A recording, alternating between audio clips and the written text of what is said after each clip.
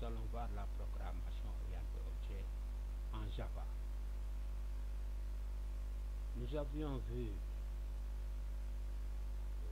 tout dernièrement la programmation de base en Java. C'est ainsi que nous avions appris les fondements de la programmation avec les notions de variables, de boucles, de conditions, de tableaux, etc. Et aussi, nous avions vu, même avant cela, l'installation de JDK et son installation et l'IDE Eclipse et son installation. Parce que toujours sur cette lancée, nous allons nous atteler à travailler avec cette idée. Entre autres, nous avions vu les types de données, les entiers, les réels à virgule flottante, les types littéraux, les booléens.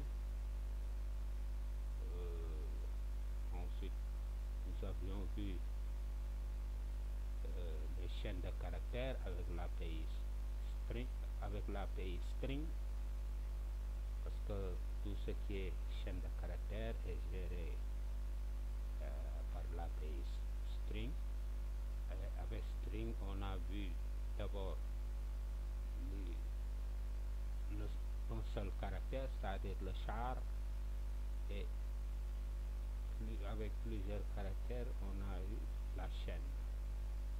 Ensuite, on a vu la concaténation de chaînes de caractères. Ensuite, on a vu les sous-chaînes. Ensuite, qu'est-ce qu'on a vu encore?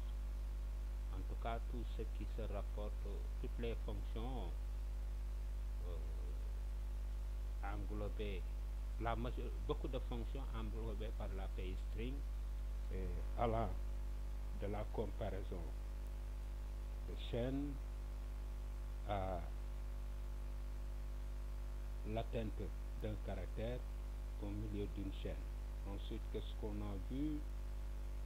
Le string builder, et le string buffer. Ensuite, on a vu les comparaisons de chaînes, les égalités, la conversion, etc. Ensuite, toujours dans les bases de la programmation Java, on a vu les entrées avec le clavier. On a vu quoi encore? Avec les opérateurs, nous avons vu l'incrémentation, c'est-à-dire post-incrémentation, pré-incrémentation, post-décrémentation, pré-décrémentation, les opérateurs relationnels, les opérateurs logiques, binaires, les opérateurs d'affectation, les opérateurs ternaires ou conditionnels. Ensuite, qu'est-ce qu'on a vu avec les bases du langage Java? On a vu les tableaux simples et les tableaux multidimensionnels. On a vu les expressions régulières, les regex, les métacaractères, toujours avec les tableaux. On a vu encore les tableaux dynamiques, etc., etc., etc. Maintenant, nous allons nous attaquer à la programmation orientée objet. L'idée de base de la programmation orientée objet est de rassembler dans une même entité appelée objet les données et les traitements qui s'y appliquent. Ainsi, au début, on avait les langages procéduraux comme l'assembleur, le C++,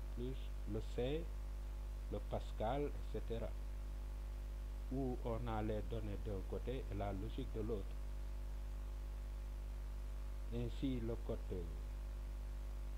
dans le langage procéduraux, le code suivait une ligne verticale avec des fonctions pour rendre le code modulable afin de pouvoir créer des fichiers et les inclure là-dedans.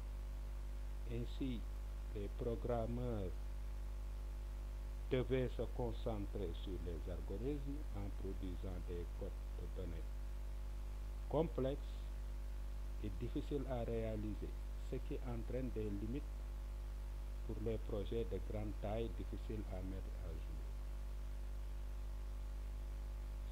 Ainsi, dans les années 1980, la programmation orientée objet apparue auparavant devint populaire avec des objets encapsulant chacun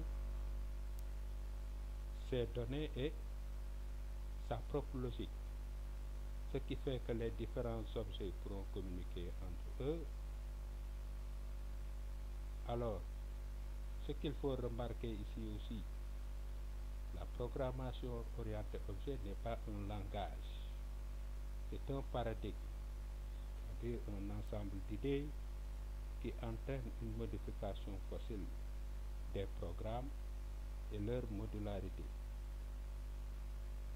L'algorithme est ici peu présent, ce qui offre par exemple une grande souplesse pour la conception de programmes performants et modulaires. Cela dit, nous avons plusieurs maintenant langages fortement orientés objets comme le C++, le Ruby, le PHP, etc. Ainsi, comme Java, les langages orientés objets obéissent à trois règles fondamentales, c'est-à-dire l'encapsulation, l'héritage et le polymorphisme. Ces trois règles fondamentales, nous y reviendrons plus tard en détail pour mieux expliquer vraiment les concepts profonds de la programmation objet. Ceci nous amène à nous poser la question de savoir qu'est-ce qu'un objet.